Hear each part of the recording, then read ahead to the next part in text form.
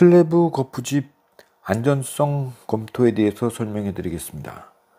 먼저 화면을 보시면은 파이프 서포트에 대한 안전성 검토입니다. 층고는 2.9m로 설정을 했고요. 그 다음에 슬래브 두께는 220으로 설정했습니다. 그리고 사용 재료를 열어보면은 많이 쓰는 부재로 설정을 했고요. 합판은 90도로 설정했습니다. 그리고 수평 하중에 저항하는 경사재는 벽 플러스 경사재가 있는데 열어보면은 이렇게 경사 버팀대로 설정된 값입니다. 위에는 이 삼각형의 세로 방향, Y는 유로폼 2장을 세웠을 때 1200씩 해서 2장 2400이 되겠고요. 그리고 그 밑으로 첫 번째 들어가는 이 강관, 원형 강관이 150m에서 지나갑니다. 거기다가 받친다는 설정을 했을 때 2250이 되겠고요. 요 유로폼 하부에 50 곱하기 50 각재로 받침목을 댔다고 해서 2300으로 한번 잡아보고요. 요 X 방향은 요 구분을 좀 하기 위해서 2200으로 설정을 하고 적용을 해 놓습니다. 서포트는 V3로 서포트로 받치는 걸로 이렇게 설정을 해 놨습니다. 그리고 적용을 눌러서 요 하중 설정에서 하중에서 보면은 최소 풍압력이 500으로 정했고요. 500Nm 제곱. 벽체를 순수한 콘크리트 벽으로 해서 올라가는 그런 슬래브는 하중 개수를 1.0으로 하셔도 좋습니다. 하지만 그 라멘조 같이 보랑 같이 나와 있는 것들은 그래도 50%는 넘지 않습니다. 그래서 1.5 정도로 하면 충분한 값으로 하중 개수를 슬래브에다가 적용을 시켜줘야 되고요. 바람 맞는 높이는 일단 전체 벽으로 설치됐을 경우를 가장 불리한 경우를 적용해서 2.9m로 적용을 해 놨습니다. 자동 간격을 누르면은 저번보다 금방 이렇게 간격이 나옵니다. 답을 한번 이렇게 보시면은 전부 다 OK가 나왔고요. 장선은 200 간격, 멍에 900 간격, 동발이 900 간격. 그리고 경사 버팀대는 파이프 서포트 V3가 설정이 됐고 13개를 X방향, Y방향으로 설치한다고 나왔습니다. 결과를 한번 보시죠. 네, 그러면 한번 도면이 강관 서포트 도면이 나오고요. 경사재 아까 이 Y가 2300, X가 2200으로 경사재 그림도 같이 나오고요. 그리고 2.9m니까는 수평 연결재는 설치 안 됐습니다. 이 간격은 전부 다 자동 간격으로 찾은 겁니다. 리소링에 대해서 필러 동발이 설치 간격이 1300, 1900으로 설정이 됐고요. 그러면 크게 한번 보겠습니다. 그러면은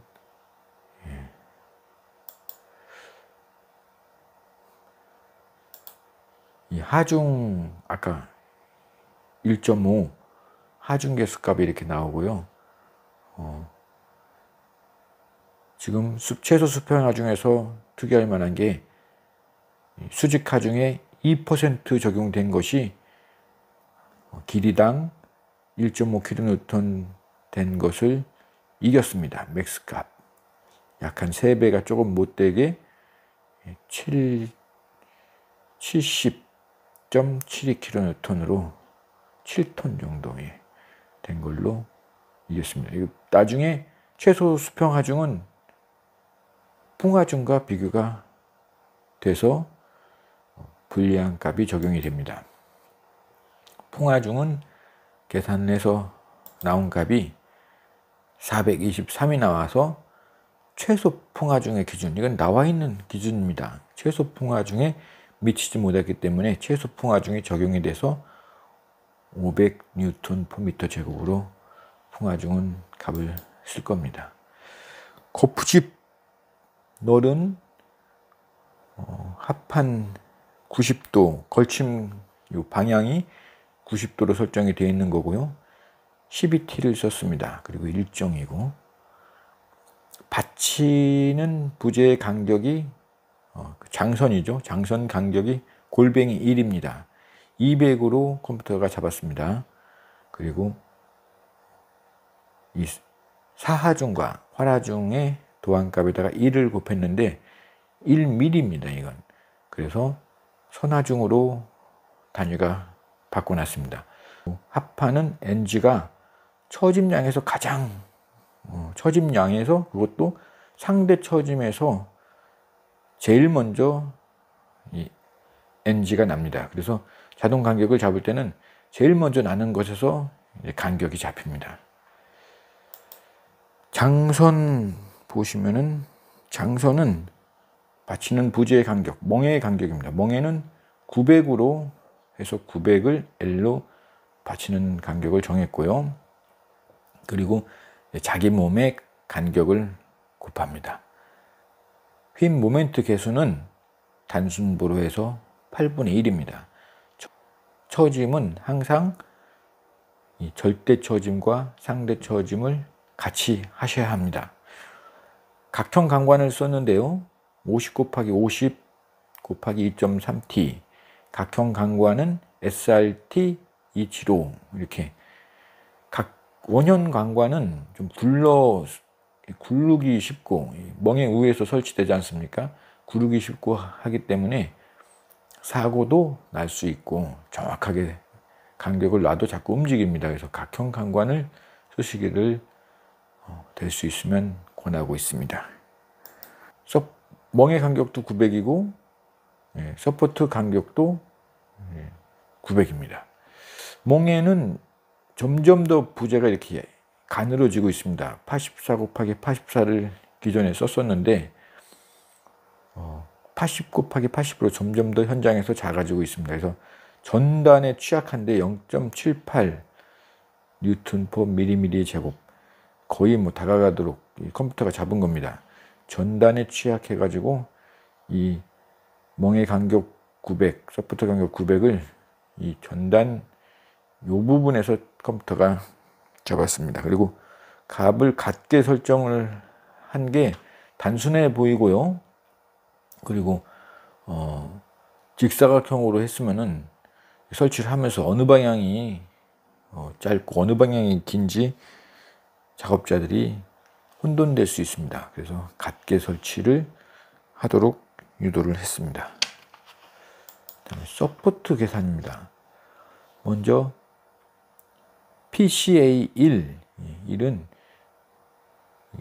산출에 의한 서포트의 받침 능력입니다. 1.6톤 정도, 16,000N이니까 16kN이고 16kN은 1.6톤. 시험 허용 자굴력이라고 있는데, 여기서는 V3 종이 V1, V2, V3를 이렇게 나타내고 있는데요. 뉴턴이기 때문에 1.097톤 평균값으로, 그래서 이 값을 시험해서 나온 평균값이기 때문에 이 값도 계산해서 등장합니다. 그래서 1.097톤 아까 보셨죠? 그래서 그 값이랑 비교를 하면은 이 시험값이 적용이 됩니다. 약한 값을 적용을 시키도록 이렇게 잡았습니다. 그래서 그리고 P 다시, 그리고 아까 W 다시, 그런 것들은 활하중이 제외된 처짐에 적용되는 값입니다. 그렇게 하셔야 됩니다. 그래서 900 곱하기 900을 곱해서 0.6톤, 그쪽 6,000원이 10,000원을 못 넘었다 해가지고 오케이가 나왔습니다. 그리고 처짐 계산할 때는 동바리가 끝났을 때 총 처짐량을 계산해가지고 총 처짐량도 반드시 체크를 하셔야 합니다. 경사제가 지금 이제 되고 있는데요. 아까 2200으로, X는 2200으로, Y는 아까 유로품 2장에서 150 내려서 2300 위치. 층고는 2.9m, 2.9m보다 층고보다 조금 밑에를 지금 받치고 있는 형상입니다. 그래서 이 건너가서 이 층고의 나누기 이 Y가 됐고요. 12.54가 나왔기 때문에 13개를 이런 가세가 받쳐야 X방향의 최소 수평 하중을 받친다는 결과입니다. Y방향도 13개. 그러니까 그리고 이제 풍하중이랑 비교를 해봐야겠죠. 이제 다음 페이지 보면은 풍하중에 대해서도 검토를 했습니다. 바람 맞는 높이, 벽체 한 층의 층골에 다 바람을 맞고 있다고 해도 풍하중은 등분포 하중으로 이렇게 불고 있기 때문에 이 작용점, 발인홍의 정리에 의해서 요게 2.9m니까 1.45m 지점에서 H2가 거리입니다. 그리고 이 지점은 아까 다시 2300, 그래서 그리고 몸통에도 바람을 받쳤고요. 3개 나왔습니다. X방향. Y방향으로는 4개가 나왔습니다. 하지만 풍하중은 전부 다 최소 수평 하중에 적기 때문에 여기서 지금 받쳐야 되는 거는 아까 최소 수평 하중, 최소 수평 하중도 그 2%가 이긴 거예요. X방향으로 13개, Y방향으로 13개, 전체 타설 면적에서 골고루 분포를 해서 배치를 하셔야 합니다. 동바리 재설치, 바로 밑에 층에 필러 동바리를 계산했는데요. 이 컴퓨터가 1300으로 계산을 했습니다. 골뱅이 4로 표현했습니다. 아까 동바리, 거푸집 동바리가 골뱅이 3이었어요. 골뱅이 4로 바로 밑에 설치되는 거 1300으로 잡았고, 여기에 대한 하중 계산과 계산 방식은 미국 콘크리트 학회 ACI를 기준으로 했습니다. 아래층은 1900으로 정방형으로 설계를 계속 컴퓨터는 유도해서 설계를 했습니다. 아까 도면도 보셨죠? 받침판에 대해서 이 파이프 서포트 이 부재가 이 단관 파이프랑 같은 직경인데요. 그래도 파이프 서포트의 기준값은, 기준 두께는 2.5입니다. 일반적으로 쓰는 그 원형 강관은 48.6 곱하기 2.3T를 쓰는데, 파이프 서포트의 이 내관은 48.6 곱하기 2.5를 쓰도록 규정이 되어 있습니다. 그냥 받치지 않고 이 전단에 대해서 보강을 하기 위해서 이 상부 플레이트를 140 곱하기 140으로 용접을 해서 설치한 결과 전단에 대해서 안전하다. 아까 설계 기준 강도 21을 설정해서 넣었죠. 그래서 계산값은 불리하게 한 50% 적용해서 오케이가 나왔습니다. 한 방향 전단에 대해서도 검토를 했고요. 그 다음에 이제 두 방향에 대해서 검토를 해서도 공식 넣어서 계산을 하면은 D는 제일 중요한 건데요. 이거 유효 두께 D입니다. 185. 슬라브 두께는 220이었고 얘는 185.